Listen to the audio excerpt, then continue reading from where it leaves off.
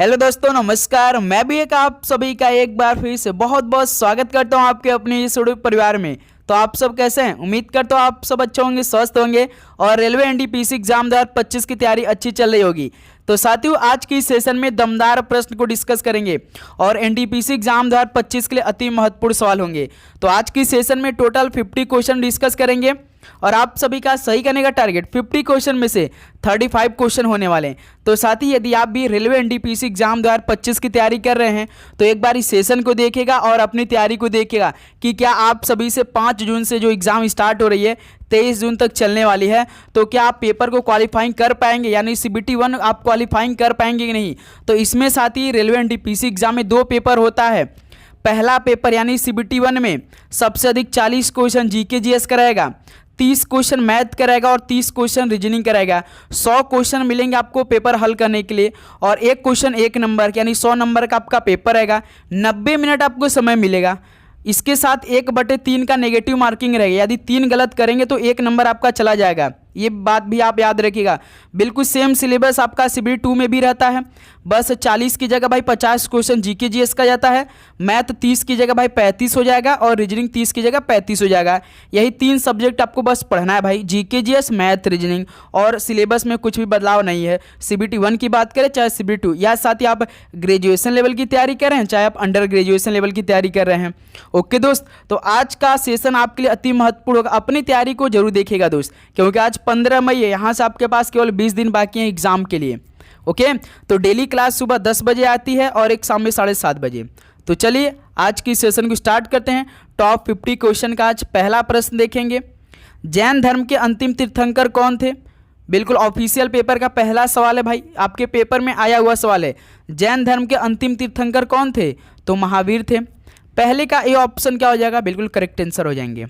चलिए नेक्स्ट अगला सवाल बताइएगा। क्वेश्चन नंबर 2, प्रसिद्ध संत पार्श्वनाथ का संबंध किस धर्म से है? प्रसिद्ध संत पार्श्वनाथ का संबंध किस धर्म से है? तो जैन धर्म से है।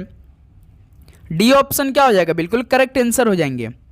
चलिए नेक्स्ट अगला नंबर बताइएगा। क्वेश्चन नंबर 3, दिगंबर और श्वेतांबर पद का संबंध किस धर्म से है? दिगंबर और श्वेतांबर पद का संबंध किस धर्म से है? तो याद रखिएगा साथी, जैन धर्म से संबंधित है। बी ऑप्शन क्या हो जाएगा? बिल्कुल करेक्ट आंसर हो जाएंगे। लास्ट में अपना स्कोर आप जरूर बताएंगे कि आप सभी का 50 क्वेश्चन में से कितना स्कोर रहा आज की सेशन में। देखिए क्वेश्चन नंबर 4, पहली जैन परिषद कहाँ आयोजित की गई थी? पहली जैन परिषद कहाँ पर आयोजित की गई थी? कुशीनगर, पाटलिपुत्र, मदुरै या वल्लभी में? तो याद रखेंगे साथी, पहली जैन परिषद पाटलिपुत्र में आयोजित की गई थी। बी ऑप्शन क्या हो जाएगा? बिल्कुल करेक्ट आंसर हो जाएंगे। चलिए नेक्स्ट अगला सवाल बताइएगा। क्वेश्चन नंबर 5, जैन मठ संस्थानों को क्या कहा जाता है? जैन मठ संस्थानों को क्या कहा जाता है? तो याद रखिएगा वसदी बोला जाता है। डी ऑप्शन क्या हो जाएगा? बिल्कुल राइट आंसर हो जाएंगे। ओके, चलिए अगला सवाल बताइएगा। क्वेश्चन नंबर 6 क्या दे रखा है? निम्नलिखित में से किस राज्य में पालिताना मंदिर एक जैन तीर्थ स्थल स्थित है? तो किस राज्य में पालिताना मंदिर एक जैन तीर्थ स्थल स्थित है? तो याद रखेंगे साथी, गुजरात राज्य में है।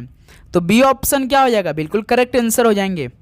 ओके, चलिए अगला सवाल बताइएगा। क्वेश्चन नंबर 7, निम्न में से किसने विक्रमशिला विश्वविद्यालय की स्थापना की? तो किसने विक्रमशिला विश्वविद्यालय की स्थापना की थी? तो सर जी धर्मपाल ने की थी। तो डी ऑप्शन क्या हो जाएगा? बिल्कुल करेक्ट आंसर हो जाएंगे। चलिए अगला सवाल बताइएगा। क्वेश्चन नंबर 8, बौद्ध धर्म में अभय मुद्रा का क्या अर्थ है? बौद्ध धर्म में अभय मुद्रा का क्या अर्थ है? तो भाई निर्भीकता है। बी ऑप्शन क्या हो जाएगा? बिल्कुल करेक्ट आंसर हो जाएंगे। चलिए नेक्स्ट अगला नंबर बताइएगा। क्वेश्चन नंबर 9, तृतीय बौद्ध परिषद का आयोजन किसके द्वारा कराया गया था? तृतीय बौद्ध परिषद का आयोजन किसके द्वारा कराया गया था? तो याद रखिए दोस्त, अशोक के काल में हुआ था, यानी अशोक के द्वारा कराया गया था। ऑप्शन यहाँ सबका बिल्कुल करेक्ट आंसर हो जाएंगे। ओके, चलिए नेक्स्ट अगला नंबर बताइएगा। क्वेश्चन नंबर 10 क्या दे रखा है? हिंदू धर्म अद्वैत का सिद्धांत किसने प्रतिपादित किया था? तो साथी जो हम शाम में 7:30 बजे आपको क्लास प्रोवाइड कर रहे हैं वो हिस्ट्री से बिल्कुल स्टार्टिंग से हम आपको प्रोवाइड कर रहे हैं। याद रखिए सिंधु सभ्यता से स्टार्ट किए हैं। आज हमारा 2nd क्लास है, तो इसलिए आपको बिल्कुल चैप्टर वाइज क्वेश्चन दिखाई दे रहा होगा। ओके, बिल्कुल हिंदू धर्म अद्वैत का सिद्धांत किसने प्रतिपादित किया था? तो आदि शंकराचार्य ने किया था। ऑप्शन ए बिल्कुल करेक्ट आंसर हो जाएंगे। चलिए नेक्स्ट अगला नंबर बताइएगा क्वेश्चन नंबर 11। निम्न में से कौन से भारत के सबसे पुराने सिक्के थे? तो भारत के सबसे पुराने सिक्के कौन थे? तो पंच चिन्हित सिक्के थे। बी ऑप्शन बिल्कुल राइट आंसर हो जाएंगे। ओके, चलिए अगला सवाल बताइएगा क्वेश्चन नंबर 12 क्या दे रखा है? पाटलिपुत्र में स्थानांतरित होने से पहले निम्न में कौन सा कई वर्षों तक मगध की राजधानी थी? और साथ ही जितने स्टूडेंट एनटीपीसी ग्रेजुएशन लेवल के फॉर्म अप्लाई किया है वो अपना साथी फॉर्म चेक कर ले, स्टेटस चेक कर ले, क्या उनका फॉर्म भाई एक्सेप्ट हुआ या रिजेक्ट हुआ। कल का नोटिफिकेशन आ चुका है, अपना लॉगिन पासवर्ड करके साथी सब कुछ चेक कर लीजिए। ओके, तो पाटलिपुत्र में स्थानांतरित होने से पहले कौन सा भाई कई वर्षों तक मगध की राजधानी थी? तो राजगिरी था। ऑप्शन सी बिल्कुल राइट आंसर हो जाएंगे। ओके, चलिए अगला सवाल बताइएगा क्वेश्चन नंबर 13। निम्नलिखित में से किसने शहर पाटलिपुत्र स्थापित किया था? तो किसने शहर पाटलिपुत्र स्थापित किया था? अशोक, उदयन, दशरथ या चंद्रगुप्त मौर्य ने? तो याद रखिएगा साथी उदयन ने किया था। बी ऑप्शन क्या हो जाएगा? बिल्कुल करेक्ट आंसर हो जाएंगे। चलिए अगला सवाल बताइएगा क्वेश्चन नंबर 14। झेलम का युद्ध किसने जीता था? झेलम का युद्ध किसने जीता था? तो सिकंदर ने जीता था। ऑप्शन सी क्या हो जाएगा? बिल्कुल करेक्ट आंसर हो जाएंगे। ओके, चलिए अगला सवाल बताइएगा क्वेश्चन नंबर 15। किस ईसा पूर्व में हाई डेस्पीड की लड़ाई आयोजित की गई थी? आपको कहीं कहीं साथी हाई डेस्पीच की लड़ाई भी देखने को मिलती है, तो किस वर्ष में आयोजित की गई थी, यानी किस ईसा पूर्व में? तो मेरे दोस्त याद रखिएगा 326 ईसा पूर्व में हाई डेस्पीड की लड़ाई आयोजित की गई थी। बी ऑप्शन बिल्कुल राइट आंसर हो जाएंगे। चलिए अगला सवाल बताइएगा क्वेश्चन नंबर 16। सम्राट अशोक किसके उत्तराधिकारी थे? सम्राट अशोक किसके उत्तराधिकारी थे? तो बिंदुसार के थे। बी ऑप्शन क्या हो जाएगा? बिल्कुल राइट आंसर हो जाएंगे। ओके, चलिए अगला सवाल बताइएगा क्वेश्चन नंबर 17। चाणक्य का एक अन्य नाम क्या था? चाणक्य का एक अन्य नाम क्या था? तो भाई विष्णुगुप्त था। बी ऑप्शन क्या हो जाएगा? बिल्कुल करेक्ट आंसर हो जाएंगे। इसके साथ साथ आपको साथी करंट अफेयर के भी सवाल पढ़ना है, ध्यान देना है सभी साथी को, क्योंकि कम से कम 8 से 9 सवाल करंट अफेयर के डायरेक्ट देखने को आपको मिलेगा। महान सम्राट अशोक किस वंश के थे? जो महान सम्राट अशोक थे ये किस वंश के थे? तो आपको काफी अच्छे से मालूम होगा, मौर्य वंश के थे। ऑप्शन यहाँ सबका बिल्कुल करेक्ट आंसर हो जाएंगे। चलिए नेक्स्ट अगला नंबर बताइएगा क्वेश्चन नंबर 19। मौर्य वंश का अंतिम शासक कौन था? मौर्य वंश का अंतिम शासक कौन था? चंद्रगुप्त, अशोक, बृहद या शतधन्वन? तो भाई याद रखिए बृहद था। ऑप्शन सी बिल्कुल परफेक्ट आंसर हो जाएंगे। ओके, चलिए अगला सवाल बताइएगा क्वेश्चन नंबर 20। किस वंश ने मौर्य वंश की जगह ली? तो किस वंश ने मौर्य वंश की जगह ली थी? तो बताइएगा। तो शुंग वंश ली थी। ऑप्शन यहाँ सबका बिल्कुल राइट आंसर हो जाएंगे। ओके, चलिए अगला सवाल बताइएगा क्वेश्चन नंबर 21। कौटिल्य का अर्थशास्त्र हमें किस प्रशासन के बारे में जानकारी देता है? कौटिल्य का अर्थशास्त्र हमें किस प्रशासन के बारे में जानकारी देता है? तो भाई मौर्य प्रशासन के बारे में। डी ऑप्शन बिल्कुल राइट आंसर हो जाएंगे। नेक्स्ट अगला नंबर बताइएगा क्वेश्चन नंबर 22।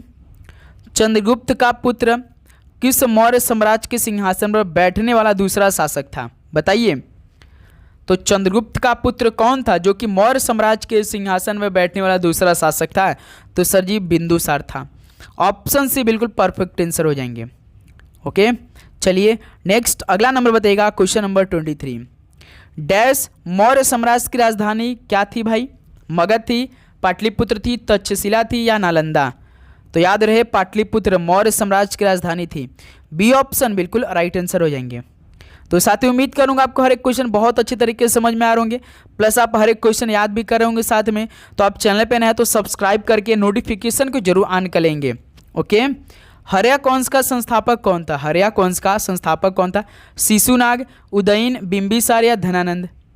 तो बिंबिसार था। ऑप्शन सी क्या हो जाएगा? बिल्कुल राइट आंसर हो जाएंगे। ओके, चलिए अगला सवाल बताइएगा क्वेश्चन नंबर 25। अशोक ने धम्म के प्रचार के लिए किस नए पद का निर्माण किया? अशोक ने धम्म के प्रचार के लिए किस नए पद का प्रमाण किया था? तो धम्म महापात्र की किया था। डी ऑप्शन क्या हो जाएगा? बिल्कुल राइट आंसर हो जाएंगे। ओके, बिल्कुल। चलिए अगला सवाल बताइएगा क्वेश्चन नंबर 26। ऐहोल शिलालेख निम्नलिखित में से किन शासकों से जुड़े हुए हैं? ऐहोल शिलालेख किन शासकों से जुड़े हुए हैं? तो भाई ये पुलकेशिन द्वितीय से जुड़े हुए हैं। डी ऑप्शन क्या हो जाएगा? बिल्कुल राइट आंसर हो जाएंगे। नेक्स्ट अगला नंबर बताइएगा क्वेश्चन नंबर 27। प्राचीन भारत में निम्न में से किस एक ने नियमित रूप से सोने के सिक्के चलाए? तो प्राचीन भारत में किसने एक नियमित रूप से सोने के सिक्के चलाए थे भाई? सातवाहन, शक, कुषाण या पार्थियन? तो भाई सोने के सिक्के की बात करा इसमें तो पार्थियन स्टार्ट किया था। डी ऑप्शन बिल्कुल करेक्ट आंसर हो जाएंगे। चलिए अगला सवाल बताइएगा, क्वेश्चन नंबर 28। कनिष्क किस वंश से संबंधित थे? कनिष्क जो थे ये किस वंश से संबंधित थे? तो कुषाण वंश से संबंधित थे। बी ऑप्शन बिल्कुल राइट आंसर हो जाएंगे। चलिए अगला सवाल बताइएगा, क्वेश्चन नंबर 29। निम्नलिखित में से किस राजा ने कश्मीर में चतुर्थ बौद्ध संगीति का आयोजन किया? किस राजा ने कश्मीर में चतुर्थ बौद्ध संगीति का आयोजन किया था? तो कनिष्क ने किया था। ऑप्शन सी क्या हो जाएगा? बिल्कुल राइट आंसर हो जाएंगे। ओके चलिए अगला सवाल बताइएगा, क्वेश्चन नंबर 30। नालंदा विश्वविद्यालय के पुनरुत्थान में महत्वपूर्ण भूमिका किसने निभाई थी? नालंदा विश्वविद्यालय के पुनरुत्थान में महत्वपूर्ण भूमिका निभाने वाले कौन थे? बताइए। गोपाल सभरवाल, नरेंद्र मोदी, नीतीश कुमार या अमर्त्य सेन? तो भाई याद रखिएगा अमर्त्य सेन ने निभाई थी। डी ऑप्शन बिल्कुल राइट आंसर हो जाएंगे। ओके चलिए अगला सवाल बताइएगा, क्वेश्चन नंबर 31। बिंद शक्ति किस वंश के संस्थापक थे? बिंद शक्ति किस वंश के संस्थापक थे? तो भाई वाकाटक वंश के संस्थापक थे बिंद शक्ति। ऑप्शन सी बिल्कुल राइट आंसर हो जाएंगे। चलिए अगला सवाल बताइएगा, क्वेश्चन नंबर 32। खजुराहो में पाया गया प्रसिद्ध लक्ष्मण मंदिर किसके द्वारा बनवाया गया? खजुराहो में पाया गया प्रसिद्ध लक्ष्मण मंदिर किसके द्वारा बनवाया गया? तो चंदेलों द्वारा बनवाया गया। ऑप्शन ए बिल्कुल राइट आंसर हो जाएंगे। चलिए अगला सवाल बताइएगा, क्वेश्चन नंबर 33। चीनी यात्री फाहियान ने किसके शासनकाल के दौरान भारत का दौरा किया था? जो चीनी यात्री फाहियान था ये किसके शासनकाल के दौरान भारत का दौरा किया था? बिंदुसार के समय कि अशोक के समय, चंद्रगुप्त द्वितीय के समय या हर्षवर्धन के समय? तो चंद्रगुप्त द्वितीय के समय चीनी यात्री फाहियान ने मतलब दौरा किया था भारत का। ऑप्शन सी चंद्रगुप्त सेकंड बिल्कुल करेक्ट आंसर हो जाएंगे। चलिए अगला सवाल बताइएगा, क्वेश्चन नंबर 34। प्रसिद्ध चीनी यात्री वेनसांग किसके शासनकाल में भारत आए थे? अब बताइए। फाहियान को तो आपने बता दिया भाई, चंद्रगुप्त द्वितीय के समय आया। अब बताइए प्रसिद्ध चीनी यात्री था वेनसांग, वो किसके शासनकाल में भारत आया? तो भाई हर्षवर्धन के शासनकाल में आया था। ऑप्शन ए बिल्कुल राइट आंसर हो जाएंगे। चलिए अगला सवाल बताइएगा, क्वेश्चन नंबर 35। इतिहासकार विंसेंट स्मिथ ने किस गुप्त शासक को भारत का नेपोलियन बुलाया? तो भाई इतिहासकार विंसेंट स्मिथ ने किस गुप्त शासक को भारत का नेपोलियन बुलाया था? तो भाई समुद्रगुप्त गुप्त ने। ऑप्शन यहाँ सबका बिल्कुल राइट आंसर हो जाएंगे। चलिए अगला सवाल बताइएगा, क्वेश्चन नंबर 36। चाणक्य किसके दरबार में मंत्री थे? चाणक्य किसके दरबार में मंत्री थे? तो चंद्रगुप्त मौर्य के। ऑप्शन यहाँ सबका बिल्कुल राइट आंसर हो जाएंगे। नेक्स्ट अगला नंबर बताइएगा, क्वेश्चन नंबर 37। निम्नलिखित में से कौन सा नगर गुप्त वंश की राजधानी था? तो कौन सा नगर गुप्त वंश की राजधानी था बताइए। तो भाई पाटलिपुत्र था। बी ऑप्शन क्या हो जाएगा? बिल्कुल करेक्ट आंसर हो जाएंगे। ओके चलिए नेक्स्ट अगला नंबर बताइएगा, क्वेश्चन नंबर 38। निम्न में से कौन सा शहर चालुक्यों की राजधानी थी? तो चालुक्यों की राजधानी कौन थी? बादामी थी। बी ऑप्शन बिल्कुल राइट आंसर हो जाएंगे। ओके चलिए नेक्स्ट अगला नंबर बताइएगा, क्वेश्चन नंबर 39।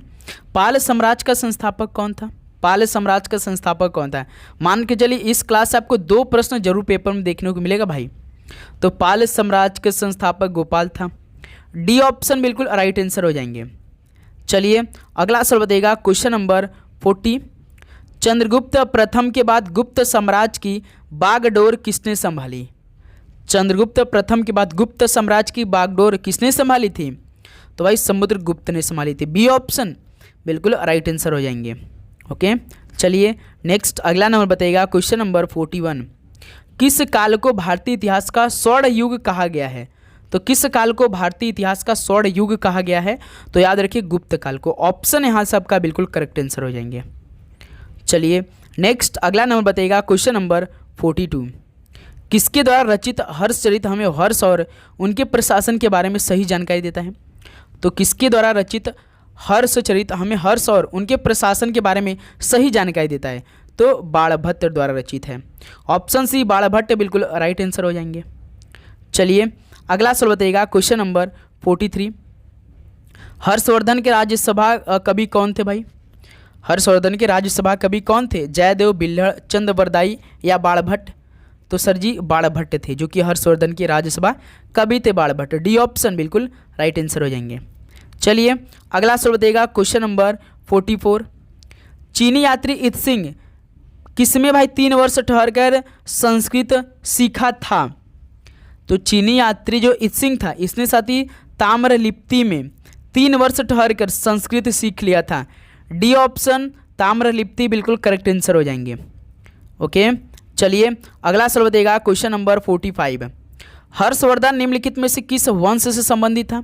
बताइए दोस्त कि जो हर्षवर्धन था ये किस वंश से संबंधित था? तो पुष्यभूति वंश से संबंधित था। ऑप्शन यहाँ सबका बिल्कुल राइट आंसर हो जाएंगे। चलिए अगला सवाल बताइएगा, क्वेश्चन नंबर 46। रत्नावली की रचना किसने की थी? रत्नावली की रचना किसने की थी? सूरदास, कालिदास, हर्ष या प्रेमचंद ने? तो भाई हर्ष ने किया था रत्नावली की रचना।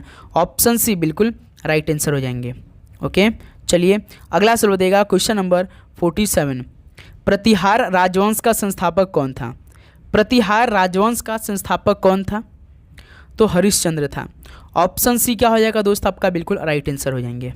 ओके, चलिए अगला सवाल बताइएगा, क्वेश्चन नंबर 48।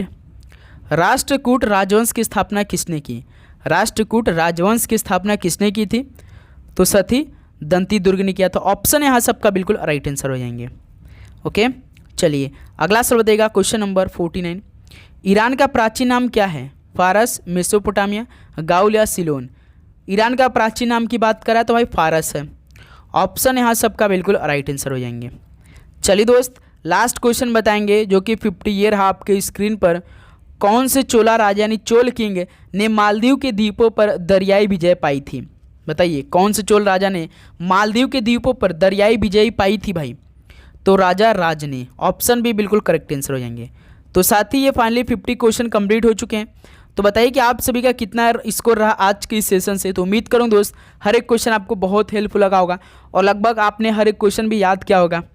तो साथ ही डेली क्लास सुबह 10 बजे और शाम में 7:30 बजे इसमें आ रही है आपका रेलवे एनटीपीसी एग्जाम 2025 के लिए। तो अपनी तैयारी ज़बरदस्त तरीके से रखिए और जरूर साथ ही हर एक क्वेश्चन, यदि साथ ही आप प्रीवियस के सारे क्वेश्चन देख लेते हैं तो मान के चलिए बहुत सारे क्वेश्चन आपको पेपर में देखने को मिलेगा, क्योंकि रेलवे एनटीपीसी एग्जाम में उतना कठिन सवाल नहीं आता भाई। CBT 1 में बहुत ईजी सवाल आएंगे, ओके, जो आप हर लोग कर ले जाएंगे।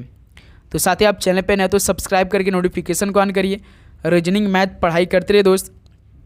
रीजनिंग भी बिल्कुल बेसिक क्लियर कर लीजिएगा, हर एक टॉपिक का आप बहुत बेटर स्कोर कर ले जाएंगे। ओके, तो चलिए दोस्त मिलते हैं कल सुबह 10 बजे एक और नए क्लास के साथ। सभी को जय हिंद, जय भारत। पढ़ाई करते रहिए। ऑल द बेस्ट, धन्यवाद और सभी को शुभ रात्रि।